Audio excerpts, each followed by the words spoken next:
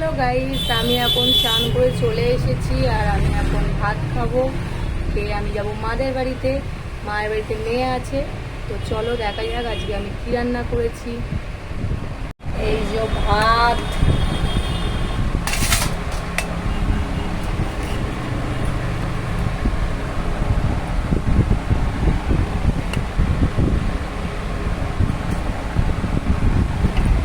অনেক ভালো খাবার করেছি আজকের আমি। তোমাদের ঘরে এরকম ভালো খাবার হয় কিনা আমি জানি না, কিন্তু আমাদের ঘরে এরকম ভালো ভালো খাবার খুব ভালো ভালো হয়।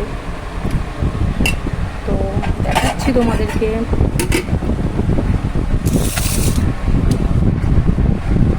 এই যে, তো হ্যালো গাইস, তোমাদের কেমন লাগলো ডিমের ঝোলটা বলো। আর তোমরা তো খেতে পারলে না, যারা খেতে চাও তো আমার বাড়িতে চলে আসবে। আর আমি খেতে বসে যাচ্ছি এখন। আমি ডিমের ঝোল একদমই পছন্দ করি না, অমলেট করে ঝোল হলে আমার খুবই ভালো লাগে। তো ভিডিওটা ভালো লাগলে লাইক কমেন্ট শেয়ার করে দিও। Tata bye.